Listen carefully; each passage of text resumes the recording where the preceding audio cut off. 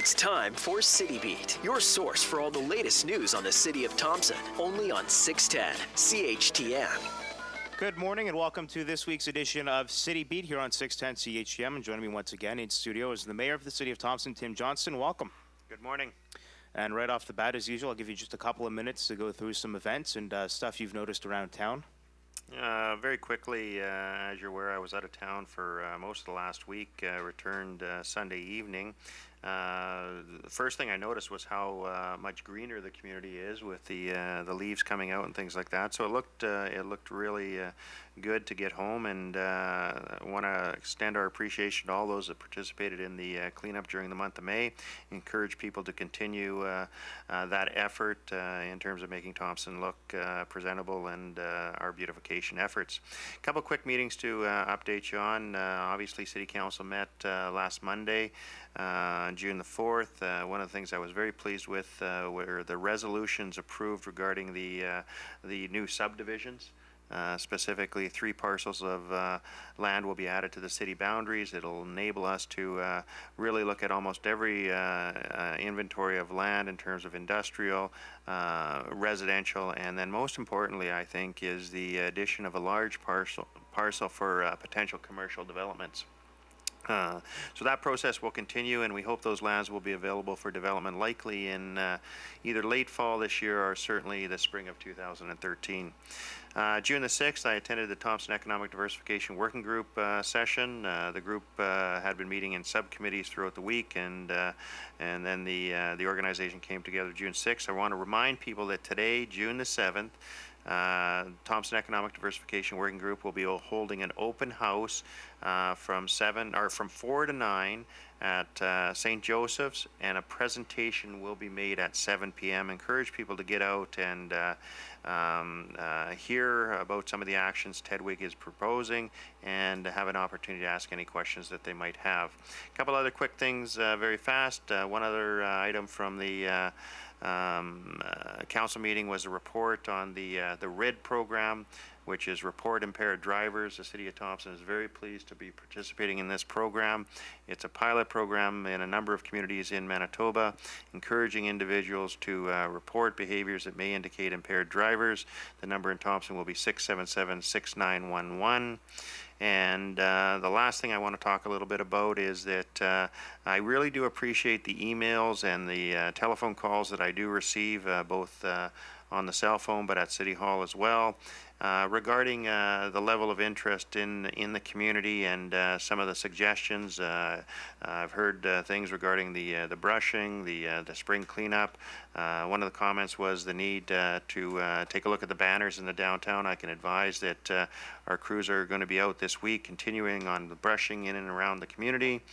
As well as the banners, hopefully along Mystery Lake Road, will be changed this week following the windstorm that we had a little bit earlier on. So appreciate when people do notice things and get them to us, and then we can take action. 677-8181, 677-8181. Phone lines are open. We are taking your questions directly to the mayor. Any questions relating to anything that has to do with the municipality, anything with the City of Thompson, whether it's something due to infrastructure or just questions regarding something of personal interest here within the City of Thompson. 677-8181. Phone lines are open. Mayor Johnston, I have a quick question for you just regarding something that was in the agenda in the council meeting earlier this week regarding the first report from Prairie Bylaw Enforcement for the first 11 days of activity here within the City of Thompson. What were your thoughts on the initial 11 days of activity? Well, I was pleased that the report came forward, and I can say that I've heard from a number of residents and a number of businesses, and so far the consensus is that PBLE has had a favorable impact in the downtown area.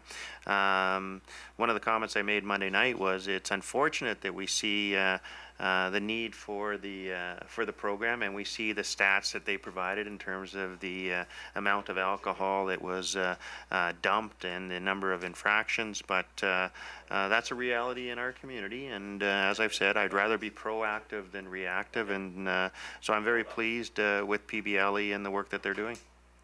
Okay, it looks like we have a question from a listener. We have Conrad on line number 4. Conrad, what's your question? Yes, I just wonder what happened to the recycled boxes that were right across from Sebastian Trucking by the swimming pool, and I wonder where they are located now.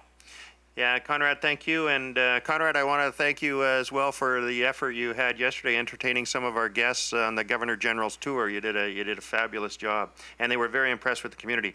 In terms of the recycling bins, what we've done is with the full implementation now of the curbside recycling, we will be moving the depots that we had set up during the implementation. One depot will be maintained at the Thompson Recycling Center, but the depots that were at Weir Road and Princeton have now been removed.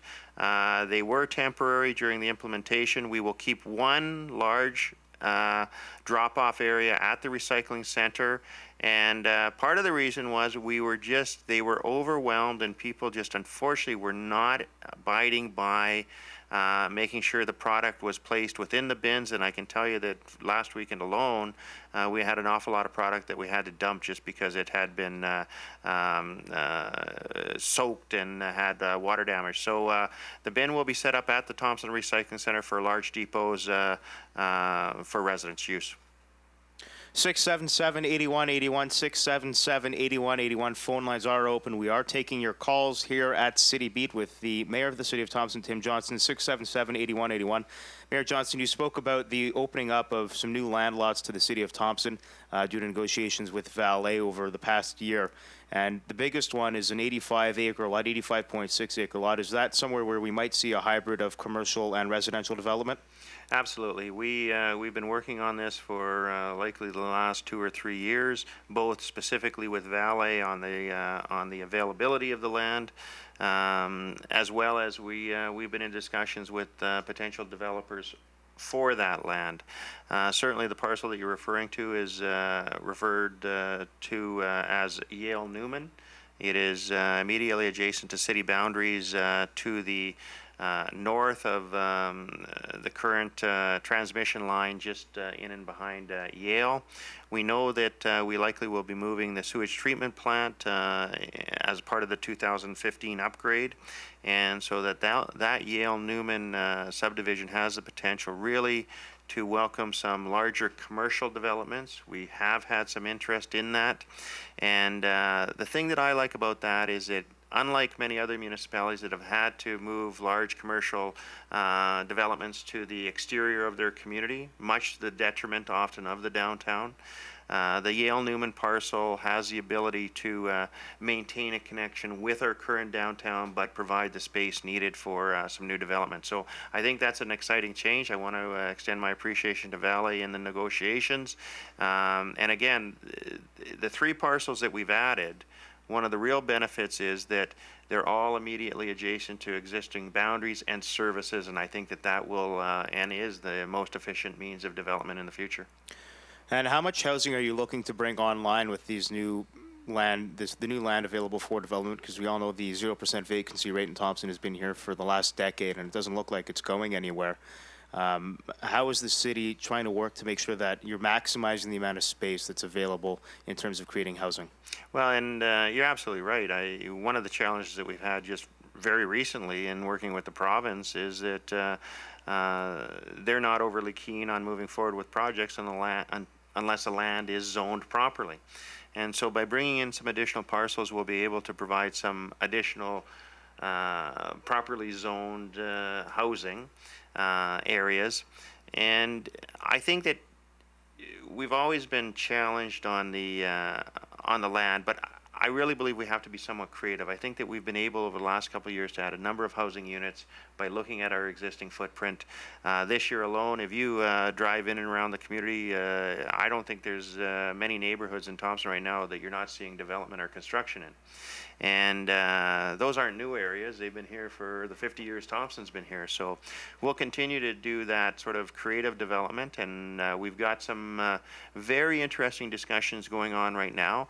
We know that we have housing needs in terms of seniors housing. We know we have a demand for larger half-acre or acre lots, whether they're rural, which means likely not serviced. We know that we have obviously R1 and multiple family demand in the community.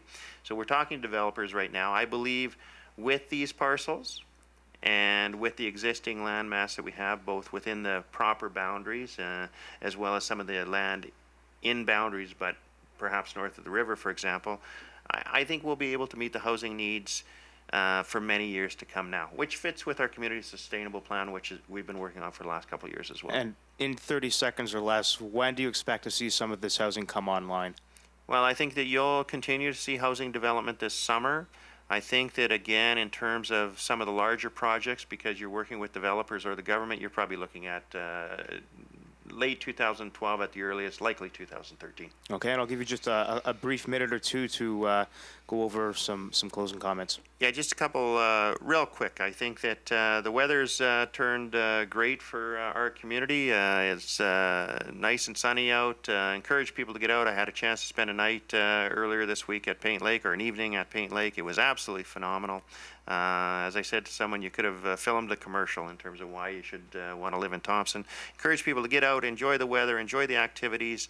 Remember to play safe, have fun. And the last thing I want to note is that we've got a week coming up really that will highlight Thompson in terms of the celebrations starting on June 21st with National Aboriginal Day and concluding on July 1st with Canada Day. In between that, we've got Nickel Days. Encourage people to get information, get out, get active, enjoy the weather. Thank you very much, Mayor Johnson. That wraps up this week's edition of City Beat. You can always email your questions directly to me anytime during the week when it pops in your head, CHTMnews@arcticradio.ca, or call them in to me. 677-3905 is my number in the newsroom here, so you can give me a call anytime, and I'll make sure I'll get your questions submitted to City Beat right here. Thank you very much for listening. We'll be back again next week, 11:30 every Thursday right here on 610 CHTM. City Beat will be back next Thursday morning at 11:30.